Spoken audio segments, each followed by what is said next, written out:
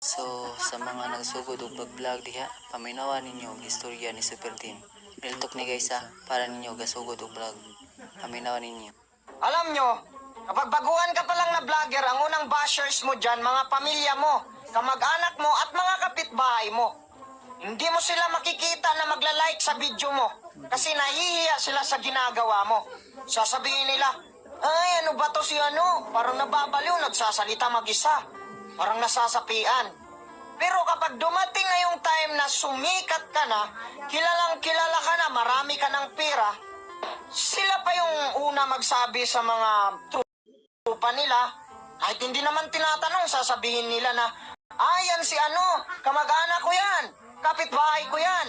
Tapos, sasabihin pa nila na, palibre naman dyan ng ice cream mo. Los, tamak-tamakan tayo noon mo.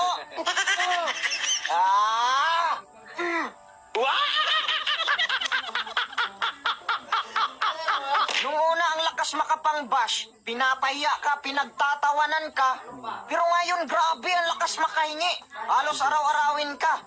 Hindi mo lang napagbigyan ng isang bises, masama ka na sa tingin nila. Sila pa yung galit. Lamiagid nyo tamak-tamakan. Ay, na! Tamak-tamakan ta mo. Lamiagid nyo tamak-tamakan. Ay,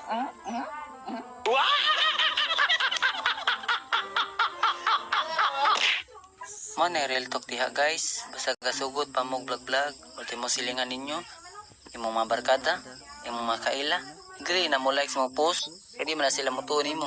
Pero kung musikat na ka, Paul makukwarta diha bi, pwede makapangayo diha og balato. Ana man na mo nang magsugod og vlog diha. Padayon lang gayud mo si jang gibuhat diha. Balag di mo like inyong mga silingan, dili mo like inyong mga barkada. Kay maabot og panahon nga musikat ra kana, ipadayon ra gud na imong gibuhat diha. Ayo jud pakita nila nga alkansi kanila, ipakita nila nga kaya nimo imong gibuhat. Sige ra upload og video, sagdi nang dili mo like, bantay mo kung kinsa pa tong di nimo kaila.